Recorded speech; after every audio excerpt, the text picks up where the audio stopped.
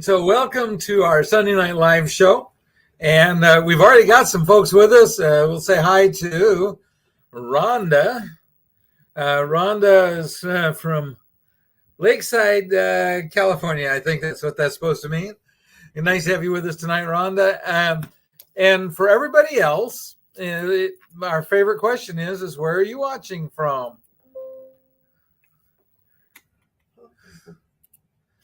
Okay, so hopefully everything is working. I got a message here. It looked like it might not be working, but I think we're good. So let me go back to our banners.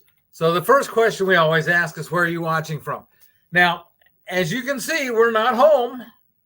We are actually on the Valiant Lady, and we're about probably 10 or 15 miles from Cuba right now, or maybe 20 miles offshore. I didn't see exactly where, how close we were, but we're cruising along the coast in Cuba.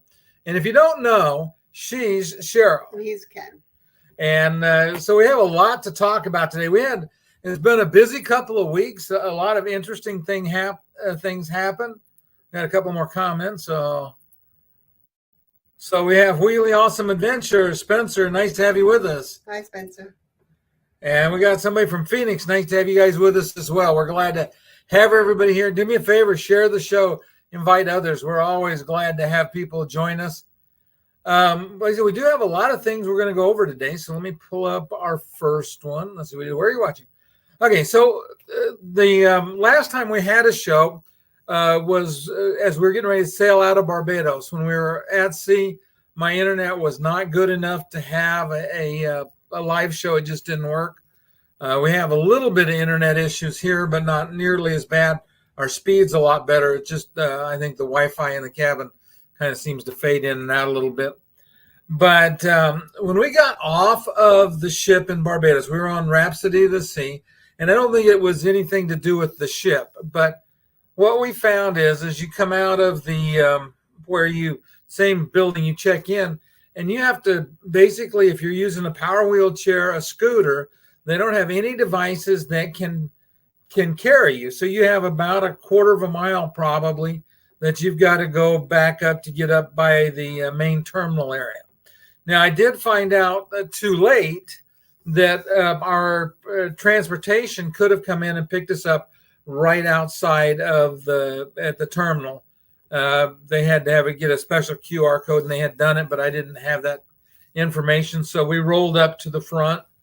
But there's also all of the transportation we saw from the cruise terminal to the airport was buses that you had to be able to get off, climb a couple of steps, and they could load your wheelchair.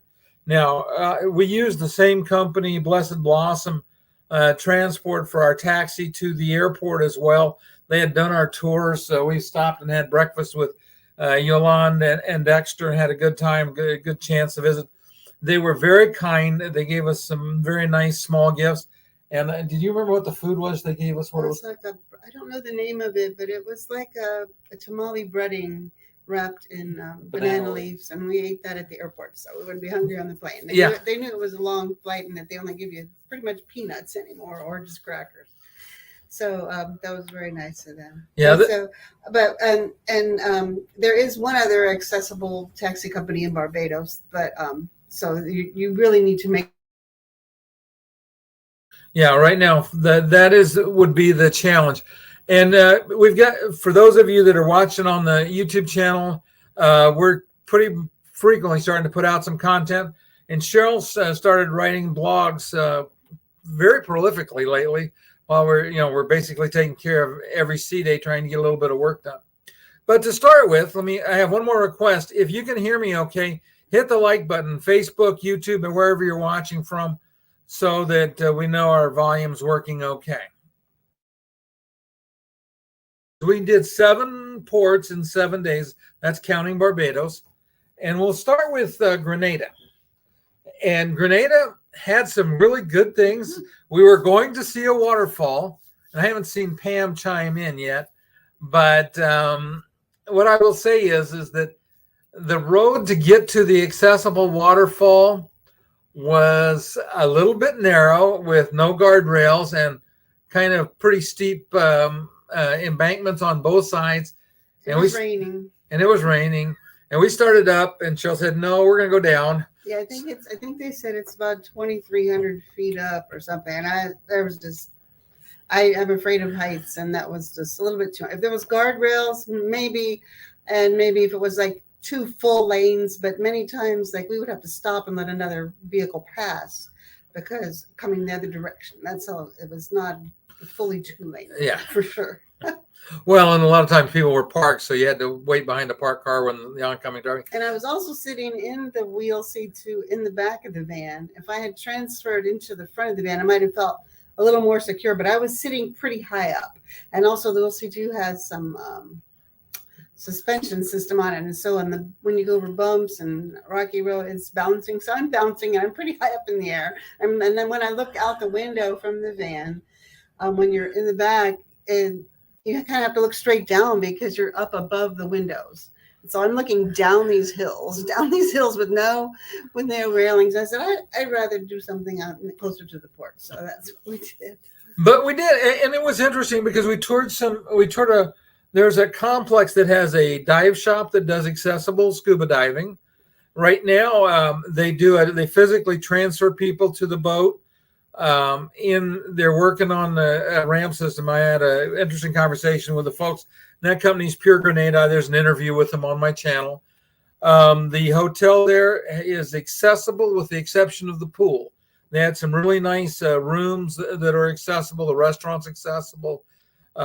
So in general, a very accessible property. So if you were interested in learning to scuba dive and you're disabled, that's fine because they'll certify quadriplegics with a dive partner. They'll certify paraplegics as scuba divers. They have a boat that's set up to help you get in and out easily, and they'll provide the physical assistance you need. So if you ever wanted to go, Grenada would be a really interesting place. Now, I found out also, and we'll come to another one, island in a minute, where you can do similar things. Okay, so again, if you have questions or comments, suggestions, anything, put them in the chat because we like to get feedback. We want to make this show your show.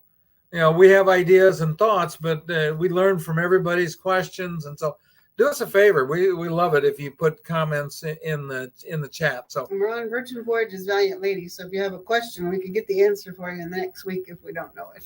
Yeah, and next week when we do the show, we'll be on Norwegian Prima. Headed out of Port Canaveral, but we're going to the Virgin Islands, to Puerto Rico, Dominican Republic, and Bimini. But Bimini may be up in the air. The weather was pretty rough off the Florida coast, both coming in and headed back. The captain actually rerouted and took a longer route just so that we could try to stay in the lee of some of the islands to keep the waves from pounding us so hard. But okay, so let's talk about Martinique. So what did you think about Martinique, Cheryl? Martinique was beautiful, extremely accessible, especially with our tour guide was in a wheelchair himself. He's in a wheelchair full time, and he doesn't drive, but he's the guide. He has a driver, and they have a van that lifts up the wheelchair, and it can.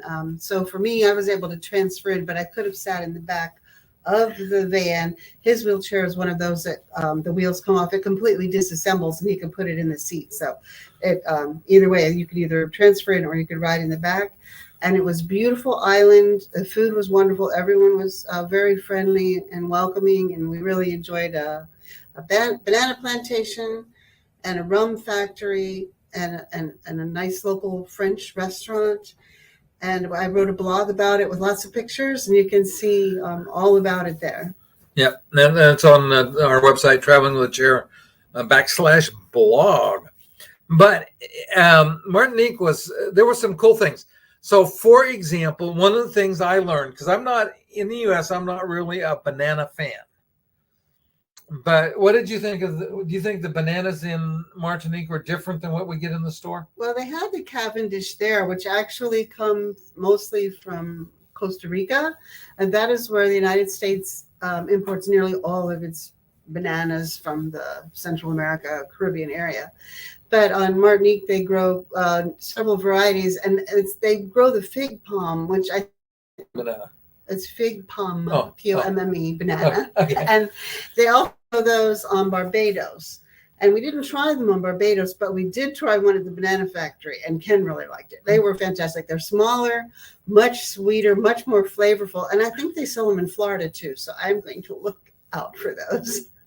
Well, and I was going to say, the thing that was made the biggest difference, I think, at least in part, was they were ripe when they picked them. Yeah, that's probably a big Even part the of it, Cavendish, yes. which is the standard banana, the fact that it was picked right. Oh, we'll talk about Cheryl's shopping in a little bit. Because she didn't get rum, but we did make a stop somewhere else.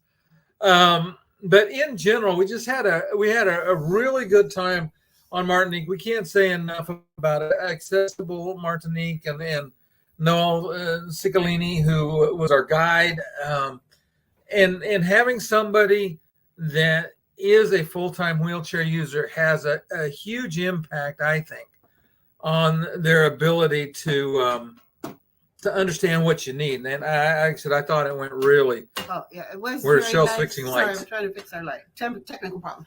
Yeah. But what I liked about it was he knew where the accessible bathrooms were. Our light. Yeah. He knew where the fully accessible bathrooms were. And so that was very nice. The restaurant he took us to had a fully accessible bathroom. The banana plantation also has some semi-outdoor, fully accessible bathrooms. And also right there at the port, there's this tall building with a wonderful bathroom. So that was really nice. Yeah, so that went really, really well. But okay, like I said, Rhonda, we'll come back to your question in a minute. Okay, so that was Martinique. We did Grenada. Yeah, somehow I dragged it up, I think. Okay, so we did that. Let's see, I'm a little bit out of sync here, so just give me a second. I'm catching up here. All right, St. Vincent. We went off to the port area in St. Vincent. And there was one guy that said he had a taxi that he could put, had a lift for the wheelchair. But he was going with somebody with a baby in a stroller. And we went off and we walked around the downtown area. The weather was pretty cruddy, which didn't help things any. But that downtown area outside the port in St. Vincent I would not recommend it in a wheelchair. It was very difficult, even with the Will C2, and we will have video eventually posted on it if we haven't done it so far. But there are small ramps at each curb on the corners, generally speaking. Most curbs, of them. yeah. But then you'll come across and there's huge holes in the sidewalk, or there's a big ditch in the sidewalk, and cracks and everywhere. And so I was exhausted. We went in about, I think, only 2 or 3 blocks. Then we went in, to the right, a block, back to the right, and went back to the ship because I was exhausted just worrying about, can I get through this block, looking for where I felt safe to go through and where to cross the street. And it was really well, and there wasn't an accessible storefront either. Yeah. Everybody had a lip. You couldn't get in. And so in general, we were very disappointed with and I wasn't surprised, I can say this too, because there was no accessibility information. Nobody was talking about what was accessible on, in what we're talking about. St. Vincent. St. Vincent. I cannot remember St. Vincent and the Grenadines, but I have trouble with St. Vincent. But and when as we came out of the port, now there are shops right in the port area that are accessible, so you can get off the ship, and if you stay within the port perimeter, let's say, there's some small shops and things you can buy if you want to buy. Not a lot. Yeah, there's not a lot, but there's some things there that are accessible. There was one fully accessible taxi, as we said, and but again, if you're gonna, looks like a pretty island, and there's supposed to be really nice beaches on the other side, but it's hill. It's like a really tall, thin mountain that just sticks straight up. The port's on one side, the beaches are on the other, and again, I'm like, I don't think that I want to go up these big hills to get over there. They're not as big as the one on Grenada, but anyway, so if you're going to the islands, just make sure you really make your reservations for an accessible taxi before you go. Yeah, and let's go back to that. Let's talk about 2 things we did that was kind of cool on Grenada. What did we shop for? Spices. Oh, spices. Oh, I forgot about the spices. Yeah. Yeah. We did shop for spice. And I did buy at the banana plantation. They do have banana liquors. And I did buy a banana liquor. And I bought they had banana ketchup, which was very, very good. Had a little spice heat to it. And I got a little jar of it. And it's 33% from bananas. I looked at the ingredients; they're natural. It was like I'm like, oh, I've got to have a bottle of this. So we're taking that home. That will be things that we let people taste. They won't be able to put that on their burger. I'm sorry. I probably won't even put it on my burger just because it's it's a little bottle until we get back. I'm not sharing it anyway. Yeah. But so that was interesting. And the other thing that we did was we ate a traditional Grenada lunch. Grenadian lunch. I'm not even sure how you would say it, but anyway, we had a traditional lunch in Grenada. We had a soup that's called callaloo, and it's fairly common in the islands. Oh yes. But the plant it's made is relative of the taro. It looks like it's elephant ear leaves, but it's not. But they make this soup that was really good. We had some fish. I don't remember what else we had, but it was pretty good. The thing about that plant, I think it is a taro plant, maybe, but you cannot eat the leaves unless they're cooked. So don't plant yourself a plant and then make some soup out of it. You have to cook. We have to cook it. Don't just blend it. Okay, so now for those of you that may not be subscribed to my YouTube channel, if you're watching on YouTube, do me a favor. If your button is red, click it, and that'll make it change colors, and that'll tell YouTube to give you notifications. There's a little bell too. One more thing about Grenada, where we ate the soup was BB's Crabback. It's called Crabback restaurant, right on the water. Beautiful restaurant. They had beautiful, fruity, tasty drinks. It was very hard to find parking there. Our taxi driver did let them know we were coming in to eat, and they shuffle the cars around to get you in and out of there. So plan time to be there, but it's worth it. It's really worth it. It's a real popular place. Yeah, and it's just actually from the cruise port. It's really close because it's just the other side of like a tunnel and takes you out right by the cruise port. But I would say, again, it was definitely worth the trip. So let's go to St. Lucia. And St. Lucia, again, there's basically no information we could find easily about what was accessible, about what you could do. I asked in the Port Authority, and they gave us, said, well, you can go out here and you can see all this stuff in this area and it's accessible. Nah, not so much. No information on accessible bathrooms. And it was like a huge market area right outside the port. Yeah, there's a flea like a couple blocks away. We found like a huge like flea market, indoor flea market, which would be handy if the weather wasn't great. And there is a ramp to get in there. It's a little tricky sometimes to find the ramp to get back out if you want to go a different way out. And then when you get out on the streets are in very bad shape. Some of the sidewalks are in bad shape. Of course, there is the shopping area right there at the port, a very small one. But we did have fun, and I realized that I spoke to a lot of Barbadians, or however you say, someone from Barbados. Bajans. Oh, Bajans, that had come, and they come to St. Lucia quite often and do shopping there. So it must be less expensive than Barbados. And if you're looking for some local things, then it might be, and you're going to buy a lot of them, it might be a good shop for you to shop at. But just yeah, but it was funny because they had ramps, but they had vendors that had set up stalls and stuff on the ramp. So we were able to get in, but you had to work at it. And like I said, it was definitely not our favorite island. We did not even get off in Trinidad and Tobago. The State Department reports are kind of negative. But even worse is it was just raining both days there. If you're going to that part of the world, January into, like May or something, when it's kind of in the drier season, because this was very definitely not the dry season while we were there. And it's so with St. Lucia, I don't believe any of the taxis were accessible. We asked, I don't think anyone. Well, we definitely didn't find any. They may have already left by the time we got out there. Yeah, so.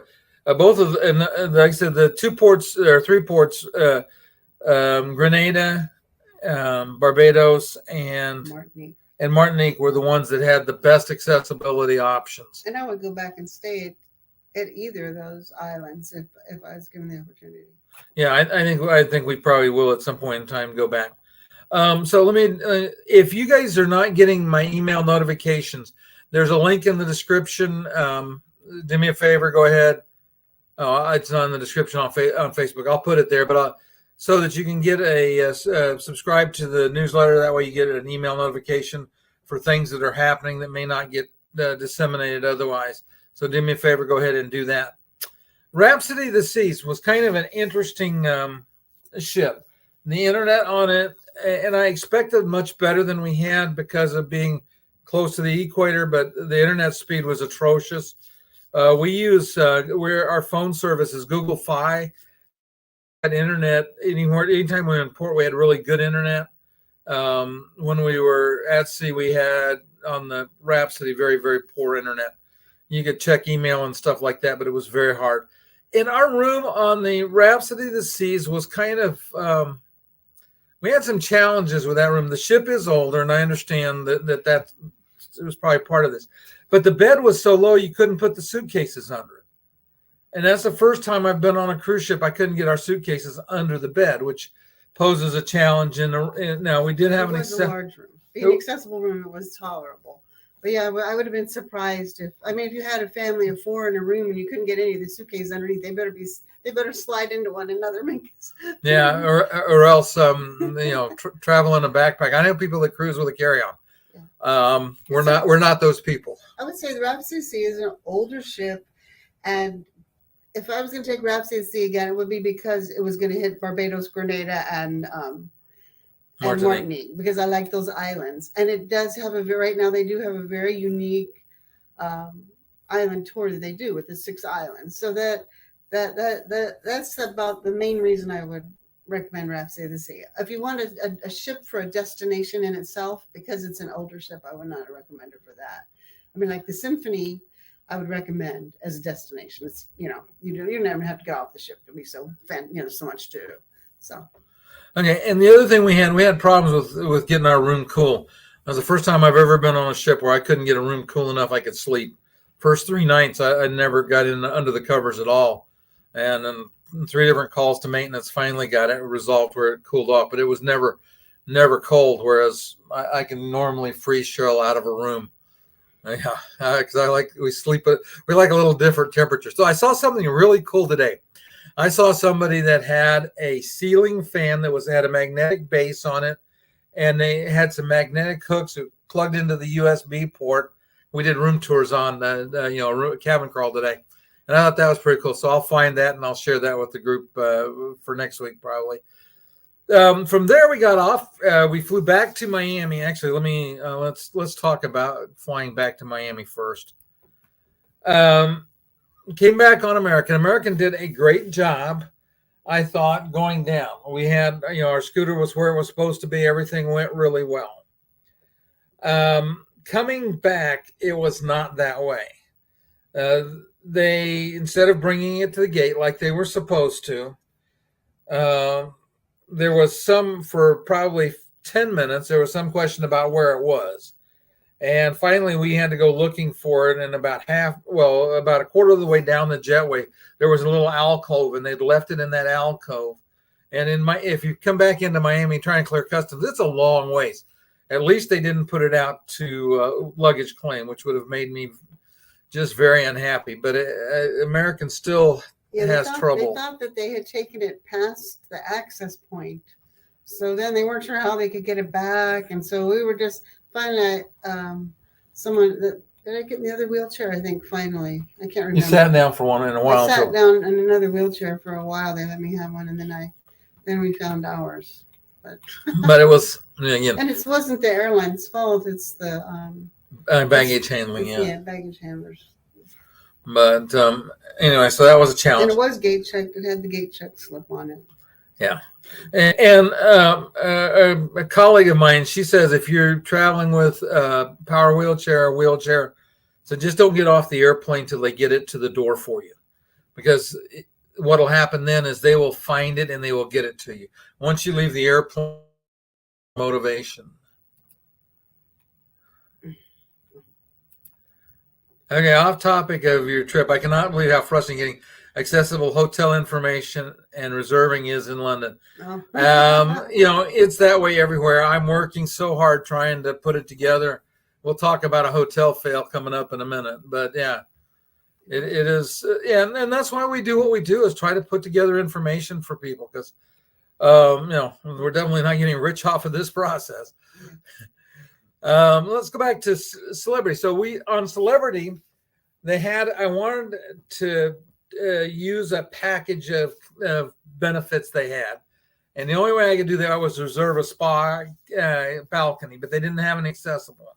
So we decided to, aqua class. Yeah, we went aqua class, but in a regular balcony cabin. And we were able to make it work. If it hadn't been this wheel, in fact, Cheryl, back out and let Cheryl give you a little, because we love this scooter. We think this, if you rent a scooter for a trip, we love this thing. I'll let Cheryl, she's getting geared up here. But if it had been any other scooter, we couldn't have made this work. But now this is a different room. This is not that room. Yeah, this is ours. But you can see how. So this turns real quickly here. And she was actually, I have a video up on YouTube. It's in the shorts playlist. But she turned her scooter around inside a standard cabin. It wasn't easy and wasn't quick, but she could turn it around in there. It was like after we first enter, and the bathroom was to the right, the door, and just past that, there was like about 9 inches maybe to the bed. And so there's this little area, and I was able to squeeze in there and turn it around. But that did, yeah, that worked for us. We enjoyed. I would say this. I want to get. Well, actually, what's your opinion of Celebrity Summit, Cheryl? Oh, I love the Celebrity. Celebrity Summit has excellent entertainment, excellent food. We both believe it's probably the best true buffet in the buffet area that's on the seas that we've seen. We haven't traveled everywhere, but anyway, we had a really good time. The staff's very helpful and very attentive. It was nice. Yeah, like I said, we had a great time on the summit. I would highly recommend that. The accessibility is good. The only challenges you'll run into on the summit for accessibility is some of the doors are kind of stiff, and there are quite a few that have automatic openers, but not all of them. But that's true on, it's still true on a lot of ships. Yeah, and it's not a brand new ship, so. Yeah. So it's a nice ship. Yeah, we really liked it. And now to say that the Wheel C2 fits in a standard balcony does not mean that it will on every brand, because I noticed here on the Scarlet Lady, we're an accessible cabin. It has the wide door, even a wide wheelchair could fit in. But the cabin right next to ours, I just went up to it, and it will not go in that standard balcony. So always check, or have your travel agent check, get the actual inch measurement of the opening in your door if you're going to have something that doesn't collapse. Yeah. So or you don't have an accessible stateroom. So let's talk about our hotel fail, and then we're going to come back to, actually, we have a comment. Rhonda said, saw the video, not quite a 3-point turn, but doing it in 5 and 6 works pretty good. Yeah, it was, we were happy that it worked that way. And I thought, well, we should show that off because it showed Cheryl's skills and what you can do in the wheel. It was easier actually to drive it in straight and then drive it back out straight backwards. That actually is what I ended up doing. Most of the time. Time. But like I said, I would say that and we've loved this scooter. We've done some stuff. I mean, this is an equivalent almost of a off-road vehicle as far as what it can do. It doesn't like deep sand, but it does a really good job of navigating like speed bumps in a conventional, like a normal rental scooter. You're going to typically high center. This has not had a problem over everything we've tried, and we've had some pretty steep ramps on and off the ship, and it's been incredible. And Cheryl loves it because she's just completely independent. She can go do whatever she wants to, and because I tend to work a little more than she wants to. Because shopping with your husband is like hunting with the game warden. That's what I like, to be independent. Okay, so let's see. Okay, so actually, we'll talk about the hotel film. So when we used this hotel outbound, it was great. They had a shuttle that was wheelchair accessible. Everything worked perfectly. We get back in, we call and tell them we need the wheelchair capable shuttle. and they send a driver in a regular shuttle. He tells us it's broken. The receptionist knew that. And when I talked to the manager the next day, the receptionist should have said, hey, we'll pay for an accessible taxi. They didn't. So I was pretty unhappy with that. Because what happened was, and I'm 70 years old, so for a 70-year-old man, I do okay. But the driver and I had to lift this 115-pound scooter and pick it up and put it in the back of the van. Now, we probably could have taken it apart, but I watched the video one time and wasn't where I wanted to try that, so we picked it up and we set it back out. But again, it's just wrong. They should have, and that's what I would say is if you ever get in that situation, rather than put yourself at risk, do something that's hard physically on you, get the taxi and settle it with the manager. Because in the U.S., they're required by ADA law to provide you the same service they do able-bodied guests. So if they have a shuttle for the able-bodied guests, they have to provide shuttle service for you as well. So and they advertised it too. So yeah, they told us it would be there. So I would, I said that's one of those things I would push. Okay, so let's talk about Virgin Voyages, and then we're going to talk about Cozumel, because Cozumel we did a little shopping, and we had some fun at Cozumel. But Virgin Voyages, what do you think of the ship, Cheryl? I love it. As when we booked it, that they're like twin ships, the Scarlet Lady and the Valiant Lady, because we were on the Scarlet Lady before. But this is a longer cruise. The Scarlet Lady is the shorter one. This is the longer one. It's 8 days, which I really do love, not packing every 3 or 4 days or less. So that's why I love cruises. You pack once, go lots of places, and then just pack up to leave. And it's a beautiful ship. The staff is very friendly. The food is there. I would say the food is very, very good, and it's excellent, just like it was on the Scarlet Lady. It's extremely similar. The only disappointment I had is normally, like if you're on Rhapsody of the Sea or Symphony of the Sea or other brands, and you have different ships, you have different entertainment. This, you have some different bands, but you have the same shows. So that was a letdown for me, though we didn't go to all the shows anyway because of our tastes. But then to find out the one that I really wanted to see was the same one. That was like, oh, well, maybe I won't go. Yeah, but I would say, again, the food is just very different on the Virgin ships. You don't have a main dining room. You have 20 some odd places you can eat on the ship, and they range from Italian, Mexican, Korean. So last time we had to work really hard trying to get to all of them in a 5-day cruise. This time we're actually doubling up on a couple of them. So we'll have a lot more information. But you do have to make a reservation for some of them. Yeah. Not for the one. There's one, instead of having a buffet, they have what we call a food court. And there you do not need a reservation, but you just go, you figure out what you want to eat, you sit down, and the waitress comes and they take your order and they bring it to you from one of those food court places. Or all of them. Or all of them. Yeah, you could order a dish from, there's like 10 places in there to eat. There's a taco place that's Let's Taco About It. There's a bowl place, I forget. There's the American Diner. There's a salad place. So, there's lots of different places. And so, but you don't select the food yourself. And of course, this probably, I'm not sure. Well, I think even before the pandemic, he decided there would not be a buffet. Yeah. So it's very, I guess if you avoid buffets, you don't have to worry about it because none of it is a buffet. You will not be serving yourself. Someone will bring it to you and no one's getting near your food except for the waiters and the waitresses. So that's nice. That's very nice.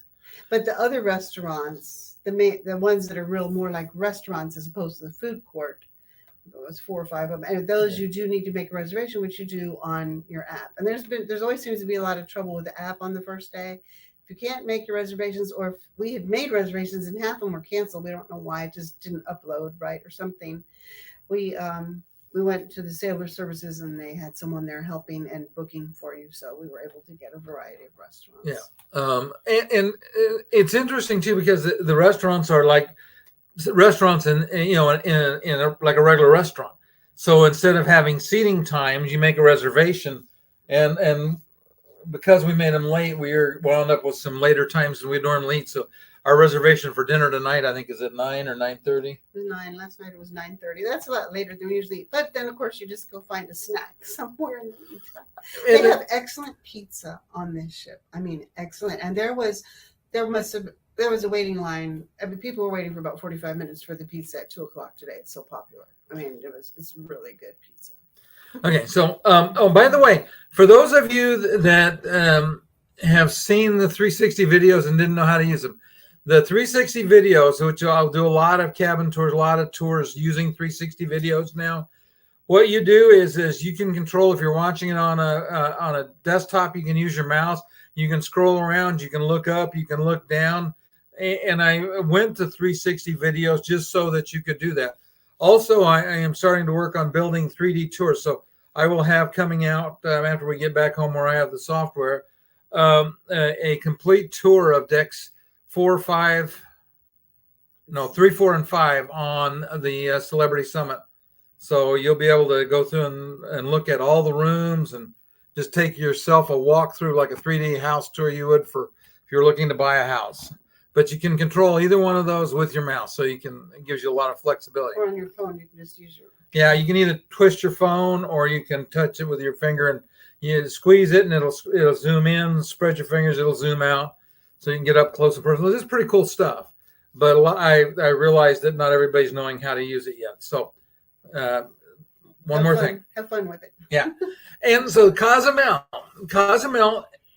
for those of you who've never done it, there are accessible taxis. There are accessible tours available.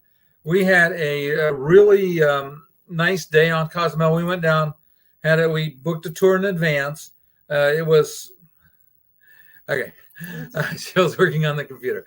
I get distracted. My ADHD just kicks right in.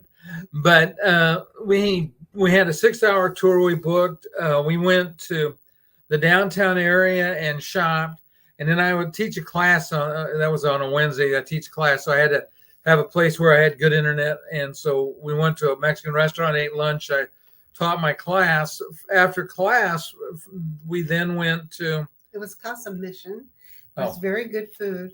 Very good food. It's an old mission building, I believe, and they have they do rum tastings there. No, not rum. Oh, I'm sorry, tequila. Tequila. It was a lot of fun. And we enjoyed it a lot. And after lots of tequila tasting, we brought home some tequila, a year's supply or maybe 2 years supply of tequila. That was our alcohol purchases on this trip so far, and probably all of them. But we had chocolate flavored tequila, coffee flavored tequila. Now, I mean, what more can you want? And almond flavored tequila on top of some regular tequila. So we brought that home. Then what else did we do? We did something else fun. We made something. Oh yeah, we made our own chocolate discs for making hot chocolate at a chocolate factory there. Now there is a very large main chocolate factory there that most of the taxis will take you to. The one that we went to was one that was started by a French and Mexican couple that in their home. They had started it years ago, I think like 30 years ago, maybe it was. And then as it grew, the business just kind of took over the home and they just kept adding, taking over more and more rooms. But you can watch them make the chocolate there. They showed us a video and really taught us a lot more about chocolate than I ever imagined. And then afterwards, we used a hand grinder to grind. Now, when they make their chocolate, they sell thousands of bars every week and they have the faster equipment and you'll see how that works. But they then have you use the slower hand equipment to grind the nibs into the powder and then mix it up and then pack it into a little circle disc. And then you wrap it and put their labels on it. And it was a lot of fun. And we each got to bring one home so we can have 2 cups of chocolate from there. And you also try an old tequila recipe. They let you test an old hot chocolate recipe that's, I don't know, it's supposed to have been there. Not tequila, hot chocolate. Oh, hot chocolate, yeah. And that they used many, many years ago there. And that was also very good. That was sweetened with honey. Yeah. So anyway, we've had a really good time. We've been we're 3 cruises into our trip. We have this cruise and then one more. We'll be on, like I said, on Prima next Sunday. So our show will be live from the Prima. we should have hopefully some first looks at and some first impressions. I did talk to some people today that had been on it recently, and they said it's amazing. So the cabin sizes. Oh, by the way, I did get a chance to look at solo cabins, a solo ocean view on the Virgin Voyages, and a solo inside. Now, I will say that the cabins are small. They're not accessible. But for at least right now, if you need an accessible cabin, there's no single supplement on their accessible cabins. So you can pay basically the same price you would per person, but only pay for one person instead of having to pay for two people. And if you're traveling single and you need an accessible cabin. So you can get a separate room for your mom. Yeah, if you're traveling with your mother, your mother-in-law, and put them in a separate room. Yeah. Anyway, we've gone a little bit longer than usual, but it's nice to see you guys here. Hopefully you've got some things and enjoyed it. And again, we would love feedback. If you've been somewhere that worked really well, we want to know about it. We're trying to build up the directory. If you've been to places that didn't work, we want to know about that as well. Again, thanks for watching. We'll see everybody next week. Bye.